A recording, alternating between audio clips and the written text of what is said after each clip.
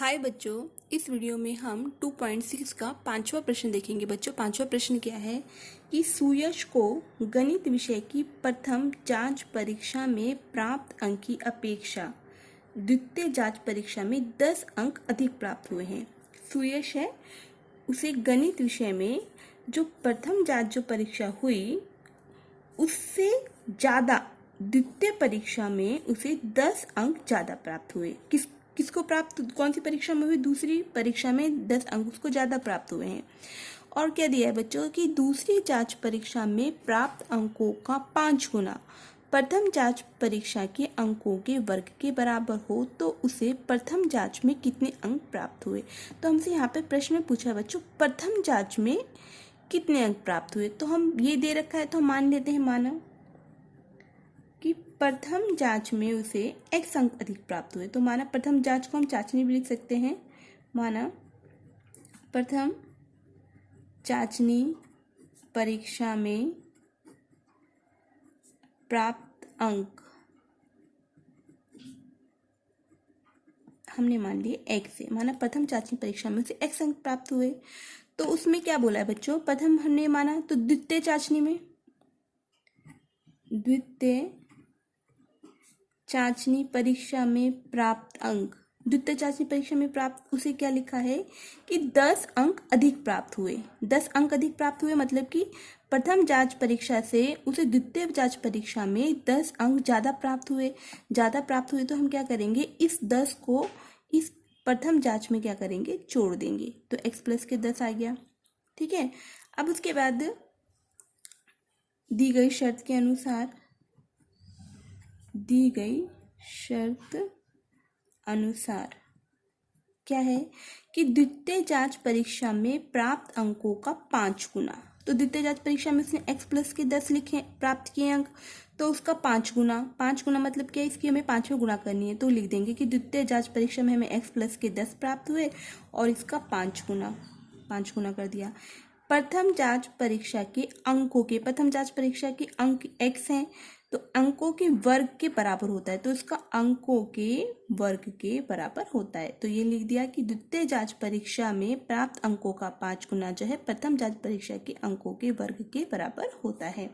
तो x square बराबर 5 के इसमें गुणा कर देंगे, 5x प्लस 5 के 10 में गुणा करेंगे तो 50 आ जाएगा। इसको इधर लेके आ जाएंगे, एक्स स्क्वायर माइनस के 5x और ये प्लस भी इधर आकर माइनस के 50 बराबर 0 हो जाएगा। अब बच्चों इस 50 के हम गुणनखंड करेंगे। तो 50 किस किस के पहाड़े में आता है बच्चों, उसके बाद हम देखेंगे 50 जो है 25 के आता है, 25 दूनी 50। उसके बाद आता है हमारा 50 के पहाड़े में भी आता है, 50 एकम 50, और इसके बाद किसके पहाड़े में आता है, 10 के आता है, 10 पंजे 50। ठीक है, ये हमने इसके गुणनखंड प्राप्त के लिए 50 इन पहाड़ों में आता है। अब आने के बाद देखते हैं बच्चों, ये माइनस का चिन्ह बताता है कि इनमें से हमें कौन सा गुणनखंड लेना है। तो अब हम क्या करेंगे, माइनस चिन्ह मतलब क्या है, घटाकर बताता है कि उत्तर हमारा 5 आना चाहिए, वो गुणनखंड लेंगे। तो 25 में से 2 घटाएंगे तो 3 बचता है, 25 में से 2 घटाएंगे तो 23 बचेगा, तो ये भी हम नहीं लेंगे। 50 में से तो ये भी नहीं आएगा, 49 आएगा। 10 में से जब 5 को घटाते हैं तो बच्चों उत्तर 5 आता है। तो हमारा गुणनखंड 10 और 5 मिल गया हमें। उसके बाद हमने इनको क्या करा है, घटाया है। घटाने के बाद अब प्रश्न आता है यहाँ पे चिन्हों का। तो हमने क्या करी, संख्या घटाई है। घटाने पर हम देखते हैं कि ये जो 5 के पास चिन्ह कौन सा है बच्चों, माइनस का चिन्ह है। ठीक है, 5 के पास चिन्ह कौन सा है, माइनस का चिन्ह है। तो हम घटाते समय क्या करेंगे, ये वाला चिन्ह जो है, माइनस का चिन्ह जो है बड़ी संख्या के पास लगाएंगे और प्लस का चिन्ह जो है छोटी संख्या के पास लगाएंगे और यहाँ पे x लिखेंगे। तो एक्स स्क्वायर को ऐसे कैसे उतारेंगे, अब माइनस 5x को ना लिखकर माइनस के 10x लिखेंगे, प्लस के 5x लिखेंगे, माइनस के 50 बराबर 0।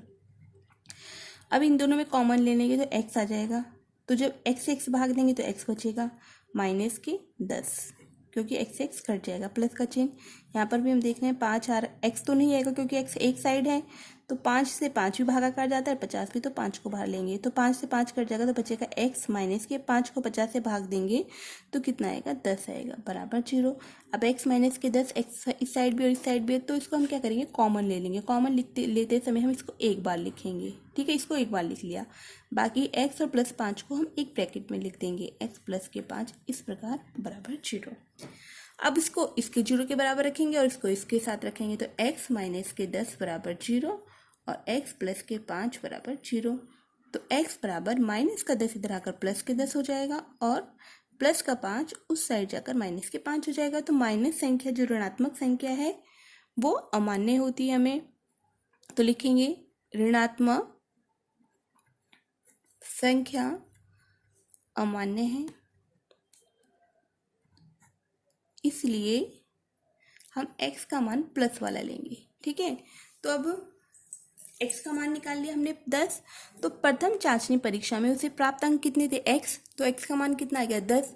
और द्वितीय जांच परीक्षा में हम क्या करेंगे, इस x यानी 10 को 10 में क्या करेंगे, जोड़ देंगे, तो हमारा द्वितीय जांच परीक्षा में कितने अंक आ जाएंगे 20।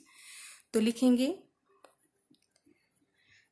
प्रथम चाचनी में, लेकिन बच्चों हाँ, लेकिन यहाँ पे क्या पूछा है, प्रथम जांच में कितने अंक प्राप्त हुए, केवल प्रथम का पूछा है, तो द्वितीय का नहीं कि पूछा ना, तो केवल हम लिखेंगे प्रथम चाचनी में परीक्षा में प्राप्त अंक कितना होगा हमारा, x का मान हमने कितना निकाला है 10, तो 10 लिखेंगे। द्वितीय नहीं पूछा है ना प्रश्न में, तो द्वितीय का नहीं निकालेंगे। ठीक है, इसके बाद आगे का प्रश्न अगले वीडियो में देखेंगे।